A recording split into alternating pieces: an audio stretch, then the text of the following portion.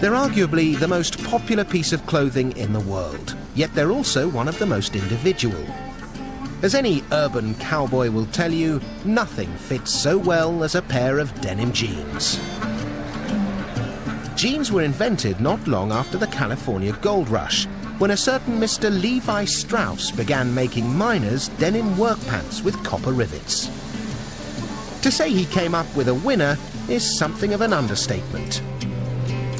450 million pairs are sold every year in the US alone, and worldwide the denim market is worth around $40 billion. But every pair of jeans has made an amazing journey from the cotton field to the high street store. Their story begins 650 kilometers away on the plains of Torreon. Here in these vast fields, they grow one of Mexico's most important crops, cotton. Picking cotton by hand is slow, back-breaking work. Each picker can only harvest around 50 kilos a day, and it's always a gamble whether or not all the cotton can be harvested before the weather changes. Fortunately, cotton farmer Juan Antonio has an ace up his sleeve: the mechanical cotton picker.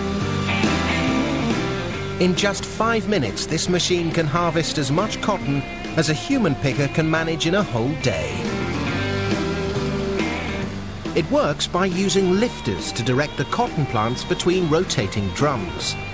These are attached to a series of spindles covered in barbs, which pluck the ripe balls of cotton from the stem. The cotton is then blown through a tube into a basket at the back. Once Juan has filled his truck, Francisco Gonzalez compresses the whole lot into massive bales ready for transportation. But for each ton of this harvest, there are 500 kilos of seeds, 100 kilos of leaves and other plant parts, and just 400 kilos of cotton fiber. So to separate the valuable fiber from the debris, it's sent to this 1950s vintage cotton gin.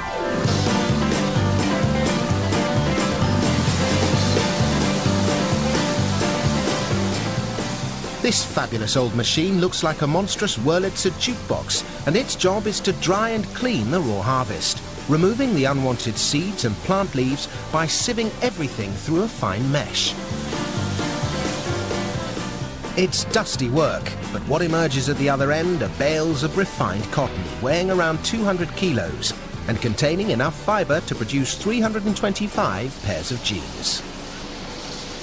But first, the raw cotton needs to be turned into denim, which is what they do here at the Denim Art Factory in the southern Mexican state of Puebla. The trouble is, when it arrives, every bale of cotton is slightly different. So to make a consistent thread, the cotton needs to be blended. That process begins here in the blow room with bale laydown. A machine called a Truschler blendomat uses a mechanical arm to pick fibers from the top of the bales. These fibers are then blown along air ducts into special multi-mixers before they're cleaned by being blown around, allowing any trash to fall out the bottom. The resulting fibers still don't look like thread, so it's then down to operators like Jose and his trusty DK760 to perform what's known as carding. Now, despite what you may think, carding isn't something that a Las Vegas croupier does, but is rather the process of untangling the fibers by combing and pulling the cotton into a kind of web. The fibers are then stretched together to form a thick strand called a sliver. At a speed of 1,500 feet per minute, 6 slivers are stretched and combined. The next stage is spinning. At each one of these stations, cotton slivers are pulled and twisted at a rate of up to 120,000 revolutions per minute. There are between 100 and 250 fibers in a single thickness of cotton thread, and just 20 grams of fiber produce a whole kilometre of fine yarn. On these giant reels, they now have something that's starting to look like familiar cotton. But to make jeans blue, the cotton first needs to be dyed. You guessed it, yellow. But don't panic, Ramiro the cowboy isn't going to end up looking like a lemon. The reason the dye is yellow is because indigo blue dye isn't water soluble. So it first needs to be mixed with a reducing agent, sodium hydrosulfite, and it's this that turns it yellow. Then, when it's removed, something magical happens. Normally, the indigo bath is yellow, okay? But as soon as it has contact with the oxygen, it turns blue, as you can see in the surface of the glass. Because the bond between the dye and cotton isn't very strong, jeans gradually fade. But of course, if jeans didn't fade, they just wouldn't be jeans. The thread is treated with cornstarch to make it stiffer, then after a blast in a dryer, the cotton is ready to use. The trouble is, it's just a bit too blue. Denim originally got its name from a type of French fabric, serge de Nîmes, Nîmes being a city in France. If you look at it closely, you'll see it actually contains a combination of white and blue thread. So, as the cotton is fed into the loom, it's blended with 1 strand of white to every 3 strands of blue. Each of these looms turns out 3,000 meters of denim every week, enough to make cowboys like Ramiro a pair of jeans with flares the size of wigwams. Those jeans are made here in Tehuacan. This is Mexico's largest jeans factory and produces designs for most of the famous American brands, churning out 400,000 pairs every month. A typical pair of 5-pocket jeans uses 15 pieces of cloth.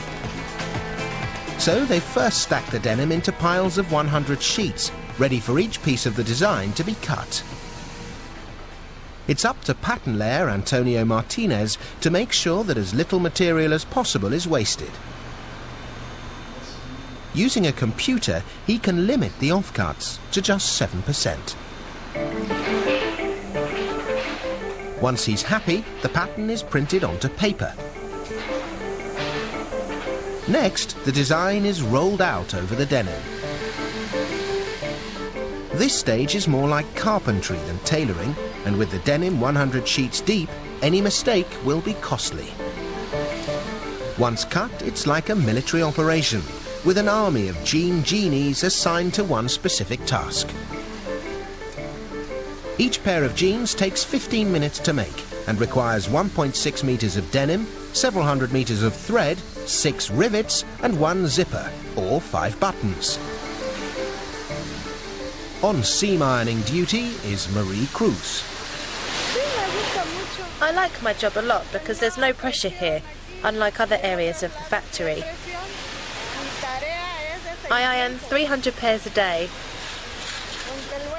I like ironing, but later my back will hurt. Marie adds the finishing touches to these spanking new jeans, but they're still not ready to grace a cowboy's behind. These days, everyone's too cool to wear jeans that look brand new. So they're about to become distressed by being slipped onto some rubber legs, blown up and given a little rough handling. In just 60 minutes, this team are going to make the jeans look like they've spent the last 5 years being dragged around a mine. So they set to work sanding in worn patches, grinding in frayed edges, and spraying on stains. Then, to add a few worn-in designer creases, it's out with a high-tech laser gun. These jeans get an even rougher ride than the Buckaroos.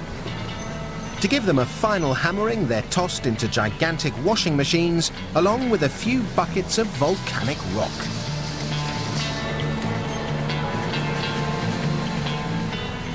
Once dried, the jeans are now shrunken and nicely worn in.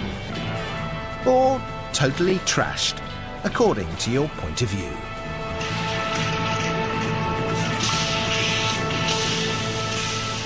After a quick press and the obligatory label, so you know whether they're designer expensive or just cheap and cheerful, They're boxed and ready to be shipped to budding bronco busters everywhere.